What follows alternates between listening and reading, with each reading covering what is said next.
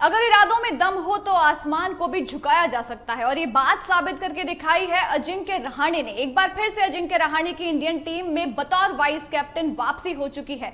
India के लिए जो वेस्ट इंडीज का टूर होने वाला है उसके लिए ओडीआई और टेस्ट स्क्वाड का अनाउंसमेंट हो चुका है और उसकी टेस्ट टीम में अजिंक्य रहाणे ने बतौर वाइस कैप्टन अपनी जगह बना ली है। एक बार फिर से अजिंक्य रहाणे को इंडिया की टेस्ट टीम की वाइस कप्तानी सौंपी जा चुकी है।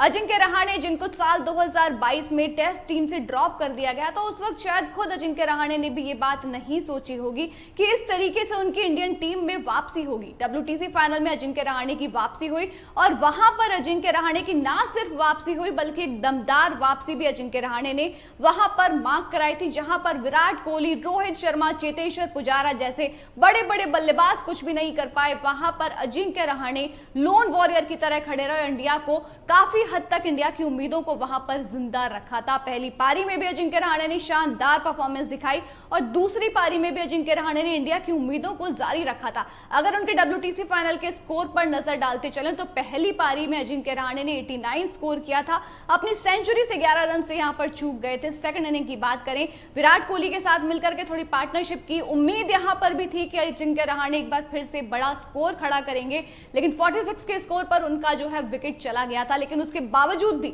WTC फाइनल मुकाबले में 2023 के अजिंक्य रहाणे इंडिया के लिए सबसे ज्यादा रन बनाने वाले बल्लेबाज रहे थे। तो जिस तरीके का कमबैक अजिंक्य रहाणे ने शायद सोचा होगा कि एक ड्रीम कमबैक उनके लिए हो सकता है, उसी तरीके की वापसी अजिंक्य रहाणे के लिए यहां पर रही थी। टीम से ड्रॉप होने के बाद 15 महीने के बाद में अजिंक्य रहाणे की इंडियन टीम में वापसी हुई। अपना सेंट्रल कॉन्ट्रैक्ट जो BCCI के साथ में था वो भी अजिंक्य रहाणे खो चुके थे, लेकिन अपना हौसला और अपनी उम्मीद उन्होंने बिल्कुल भी नहीं खोई थी। जो टाइम था उनके पास उस दौरान उन्होंने डोमेस्टिक क्रिकेट खेला, ट्रेनिंग जारी रखी, लगातार क्रिकेट खेलते रहे, मेहनत करते रहे और उसके दम पर उनकी दमदार वापसी हुई। उनका जो डोमेस्टिक सीजन था जो पिछला वो भी शानदार गुजरा। उनके डोमेस्टिक स्टैट्स पर नजर डालते चले तो रणजी में उन्होंने 11 पारियों में 634 रन बनाए और एवरेज पर अगर नजर डाले तो 57.63 का यहाँ पर अजिंक्य रहाणे का एवरेज रहा था। जो टाइम अजिंक्य रहाणे को मिला उसको बहुत ही अच्छे से उन्होंने यूटिलाइज किया और उसका परिणाम भी उनको अब मिल चुका है। उसके बाद में उनकी वापसी हुई इंडियन प्रीमियर लीग में, जहां पर अजिंक्य रहाणे को शुरुआत में अनसोल रहे थे, लग रहा था कि शायद अजिंक्य रहाणे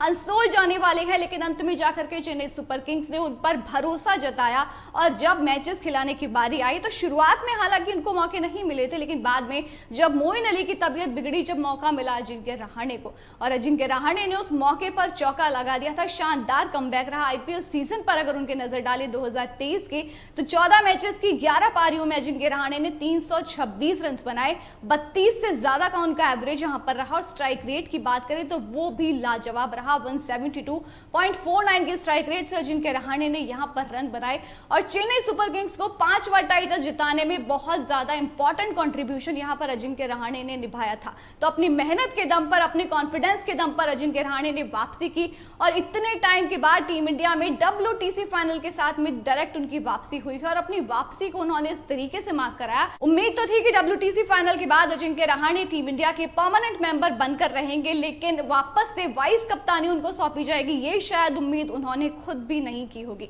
लेकिन अजिंक्य रहाणे का जो ये पूरा सफर रहा है अप्स एंड डाउन से तो भरा हुआ रहा है, साथ ही साथ इनकी जो स्टोरी है काफी ज्यादा इंस्पायरिंग भी रही है। तो अजिंक्य रहाणे की इस इंस्पायरिंग कमबैक के लिए आप क्या कहना चाहेंगे वो हमें कमेंट सेक्शन में जरूर बताइएगा। वीडियो को अगर लाइक नहीं किया है तो लाइक कर दीजिए, चैनल को अगर सब्सक्राइब नहीं किया है तो सब्सक्राइब भी कर दीजिए और फिलहाल के लिए मुझे दे दीजिए इजाजत। जय हिंद, जय भारत।